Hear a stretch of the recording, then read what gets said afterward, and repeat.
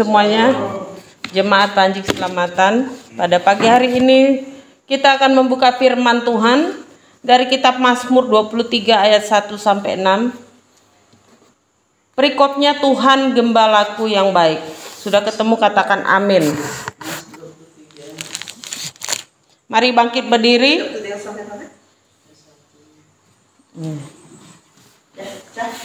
Mazmur 23 ayat 1 sampai 6. Perikopnya Tuhan gembalaku yang baik. Saya akan baca ayat pertama terlebih dahulu.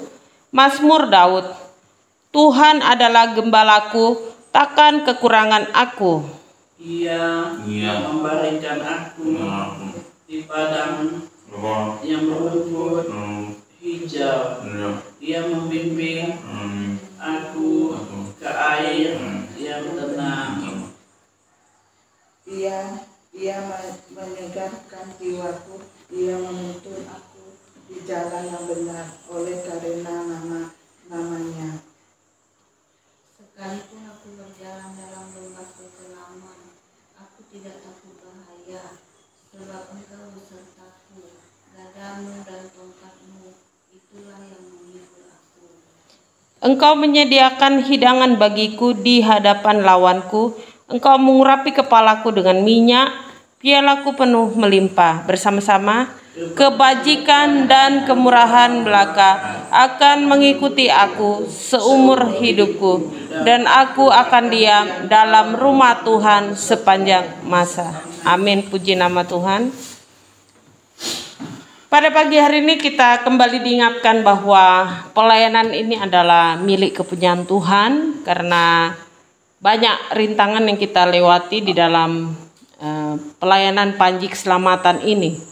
Dan kita percaya bahwa Tuhan Yesus sendiri yang menjadi gembala agung di tempat ini, yang kita selalu puji, selalu kita sembah. Dan Tuhan Yesus sendiri yang membimbing pelayanan ini sampai kepada hari ini.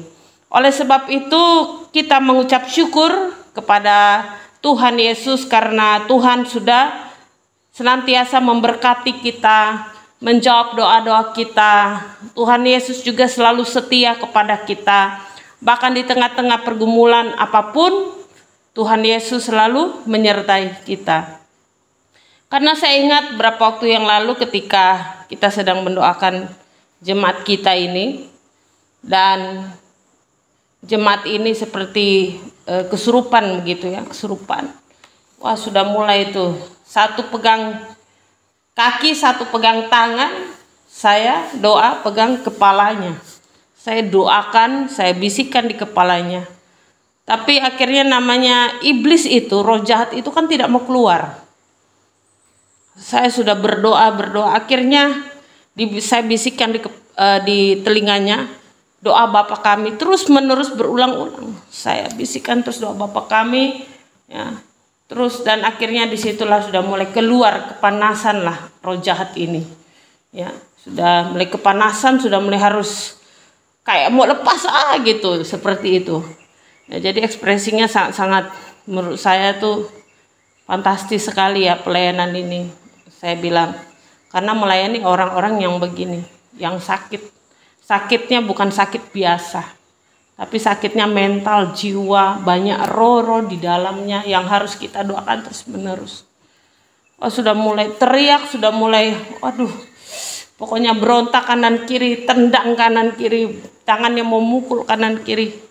Sampai akhirnya saya bilang, Tuhan Yesus tolong. Sampai kami teriak, malaikat Tuhan tolong kami, Tuhan Yesus tolong kami. Akhirnya malaikat Tuhan bernyanyi, Allah Israel, Allah pemenang. Allah Israel, Allah pemenang. Allah Israel, Allah pemenang. Allah Israel, Allah pemenang. Dalam nama Tuhan Yesus, darah anak domba Allah. Dalam nama Tuhan Yesus, darah anak domba Allah. Terus bernyanyi, Allah Israel, Allah penyembuh, Allah pemulih, Allah Israel, Allah pemberi berkat. Terus bernyanyi. Itu iblis itu tidak tahan. Terus akhirnya keluar. Ketika sudah tidak bisa berbuat apa-apa, teriak nama Tuhan Yesus. Ada saja cara Tuhan melalui nyanyian untuk menolong kita. Waduh, karena saya pikir kalau begini terus Tuhan bagaimana ini, saya bilang. Ini kita pekerja, ini hanya beberapa orang, sedangkan yang dilayani ini rohnya begitu banyak. Apalagi sakitnya sudah 10 tahun. Wah, saya bilang itu. Akhirnya malaikat nyanyi, saya ikut nyanyi, puji Tuhan. Sadar juga. Saya bilang, Tuhan Yesus terima kasih. Akhirnya sekarang sudah mulai nurut, puji Tuhan. Aduh, saya bilang, lega hati saya. Sedikit demi sedikit. Mungkin hatinya belum terbuka, tapi lama-kelamaan Tuhan akan kikis terus. Melalui doa-doa kita setiap hari, kita punya jam doa tidak berhenti. Terus kita berjaga-jaga sampai jam 6 sore setiap hari. Memang Tuhan itu gembala yang agung, dia penjaga kita. Amin. Ya, dia penjaga kita. Ya. Akhirnya saya nyanyi itu di telinganya, wah kepanasan, akhirnya keluarlah roh itu dengan berbagai simboliknya. Dengan rupa-rupanya yang saya lihat begitu menyeramkan. Ada yang seperti binatang, ada yang pokoknya aneh-aneh gitu, namanya roh jahat itu. Manifestasinya itu kuat, kenceng. Gitu. Jadi disitulah kita belajar. Makanya pagi ini kita kembali lagi. Kenapa kita bisa menang? Karena Tuhan itu gembala agung kita. Tuhan Yesus Kristus namanya. Darah anak domba Allah. Menyucikan dan menguduskan. Memulihkan dan menyembuhkan.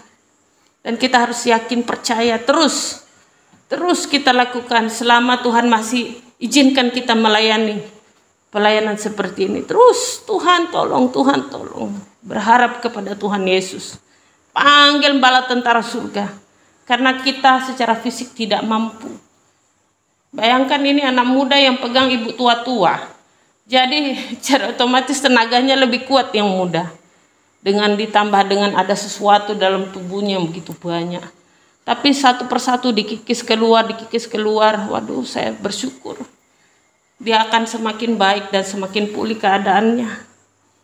Sekarang saya lihat sudah agak tenang, agak pulih. Tapi untuk menundukkan itu memang harus peperangan, harus doa kuat. Kita juga lagi berdoa supaya ada jadwal puasa.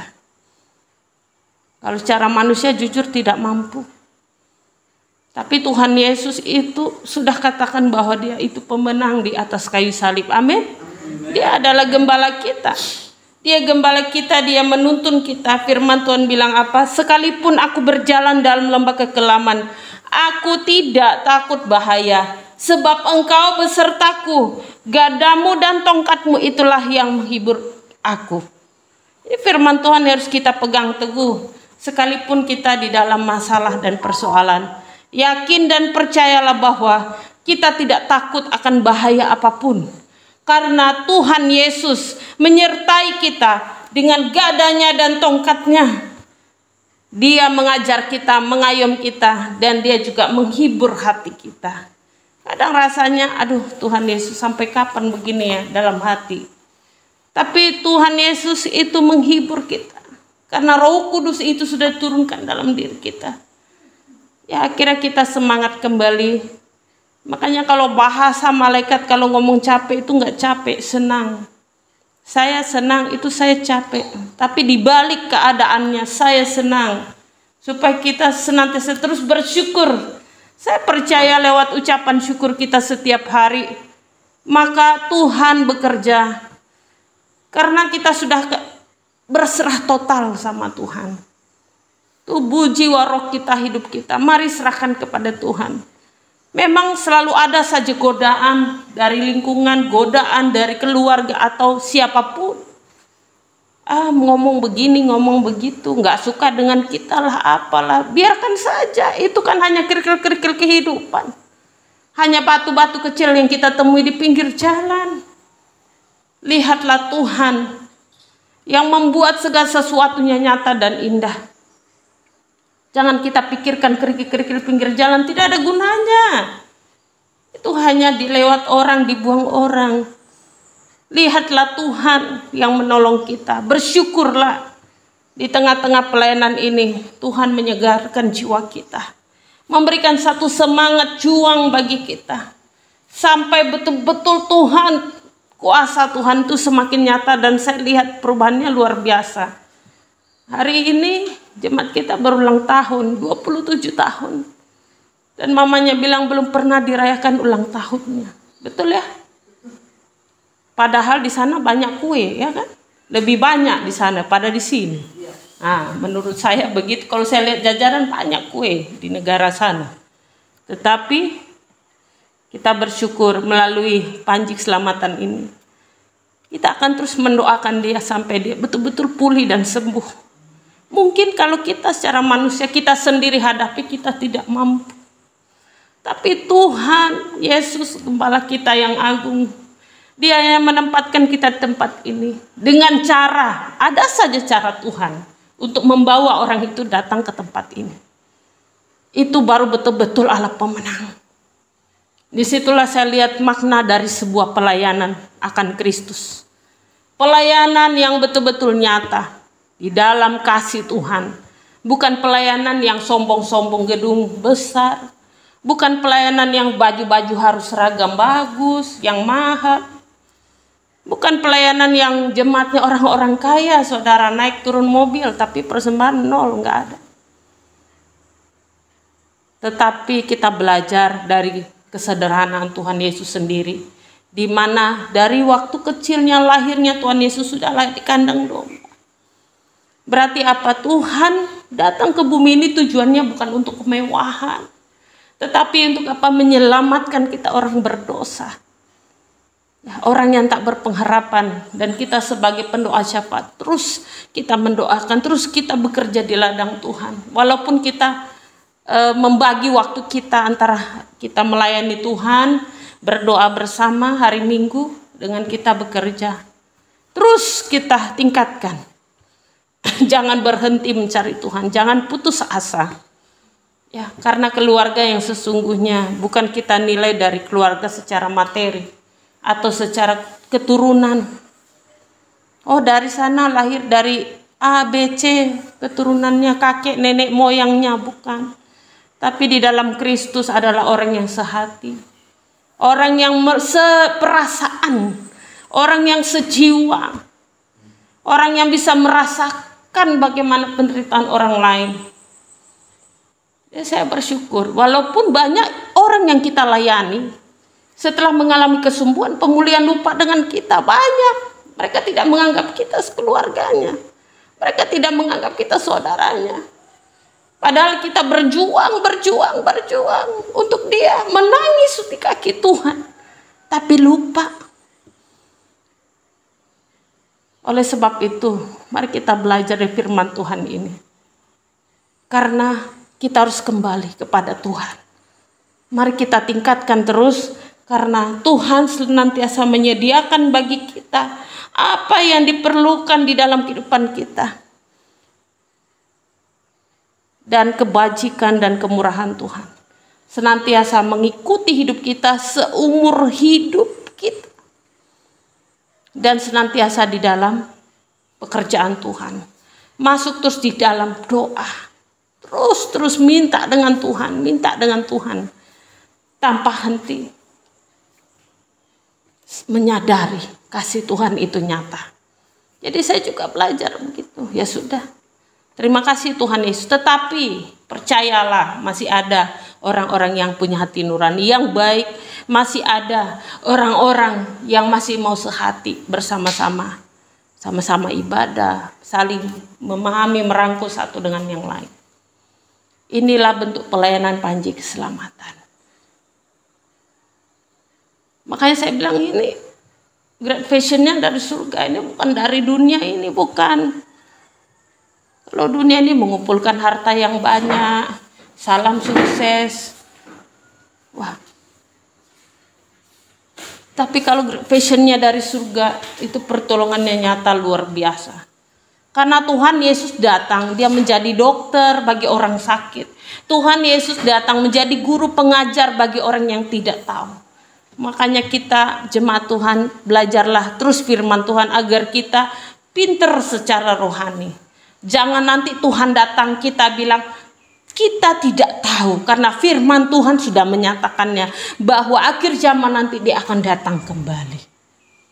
Jangan bilang aku tidak tahu, berarti tidak pernah baca Alkitab. Pada Alkitab ada di rumah saudara dan saya. Mungkin setiap hari Alkitab itu ada. Red Vision kita hari-hari ini, mari kita belajar untuk mengandalkan Tuhan. Mengandalkan Tuhan setiap hari, karena Tuhan Yesus gembala kita. Dia adalah pemimpin kita di dalam rumah tangga kita. Dia adalah pemimpin kita di tempat kita bekerja. Dia adalah pemimpin kita di mana kita berusaha, dimanapun kita bergereja. Percayalah, dia adalah pemimpin yang sejati dalam hidup kita. Amin. Pada waktu kita sudah tidak sanggup menyerah, jangan paksa dorong tembok-temboknya, tetapi lihat ke atas. Berseru kepada Tuhan Yesus, maka tembok-tembok masalah itu sangat akan mudah diangkat dari atas. Karena kalau kita paksa dorong-dorong masalah kita dengan tenaga kita sendiri tidak kuat. Coba saudara tembok saudara dorong, gak bisa. Tembok itu bisa ditentukan pakai apa, alat yang besar. Yang pernah lihat mobil yang besar tuh, kalau orang biasanya kontraktor bangunan itu besar dari atas ke bawah. Bukan kita dorong-dorong. Kadang kita dengan kuat kita dorong terus. Ya, teriak atas nama Tuhan Yesus. Bayangkan kalau kita pelayanan begini, itu fisik tenaga kita, apalagi spirit kita capek. Makanya dibilang sama kayak kerja lahan 1 hektar, benar. Bahkan lebih daripada itu, kerjanya sama dengan lembur. Kadang-kadang masih ada susulan, tapi kita jaga terus, kita doa terus, puji Tuhan. Lewati hari ini, puji Tuhan. Aduh, rasanya kalau mau deket jam 6 itu hati sukacita, senang rasanya. Aduh, ntar lagi enak ini mau istirahat. Aduh, Tuhan Yesus baik. Mari terus kita andalkan Tuhan dalam hidup kita. Karena dia adalah Allah pemenang, Allah penyembuh. Dia adalah Allah pemulih kita, pemberi segala berkat. Dan dia adalah segalanya. Sampai seumur hidup kita, bahkan roh kita akan kembali kepada Tuhan. Disitulah kita memahami berkat Tuhan. Biarlah kebajikan dan kemurahan belaka selalu mengikuti kita seumur hidupku. Ini lagu versi lama Mazmur 23, tapi saya tahu bahwa mungkin orang banyak melupakan lagu ini, tapi buat saya lagu ini luar biasa. Karena ini lagu Mazmur 23 ini, ya dulu masih kecil saya dengar lagu ini. Sampai sekarang lagu ini populer banget. Bukan karena terkenalnya penyanyinya, tapi isi daripada firman Tuhannya nyata. Amin. Nah, disitulah kita belajar ya. Tuhan itu luar biasa. Ada saja cara Tuhan menolong kita. Ada aja cara Tuhan berkati kita. Ada aja cara Tuhan untuk mengangkat persoalan hidup kita. Mari kita fokuskan diri kita terus ya, apalagi mendekati kedatangan Tuhan. Jangan sampai nanti ketika Tuhan datang kita bilang saya tidak tahu. Oh, berarti kalau tidak tahu tidak pernah baca Alkitab, saudara. Karena firman Tuhan bilang aku akan kembali. Nah, inilah sini kita belajar. Mari kita terus arahkan diri kita, hati kita sebagai pendok-pendok siapa Tuhan, terus mendoakan. Karena kita ini kalau lihat cara manusia sangat terbatas. Menolong juga terbatas. Melakukan sesuatu pasti ada terbatas, tetapi Tuhan Yesus yang akan menyempurnakan. Anggaplah kita anak kecil yang bawa kepada Tuhan Yesus, aku hanya punya 5 roti dan 2 ikan. Aku enggak punya lain lagi Tuhan, hanya ini. Tapi kita percaya bahwa firman Tuhan ini betul-betul nyata. Dia adalah pemimpin kita di dalam kehidupan kita. Dia adalah gembala kita yang agung. Gembala yang harusnya kita patut bersyukur, dan kita dalam hidup ini semakin hari semakin melakukan firman Tuhan, karena kita tahu kasih Tuhan kepada kita manusia sungguh nyata. Setiap hari kita merasakannya. Puji nama Tuhan.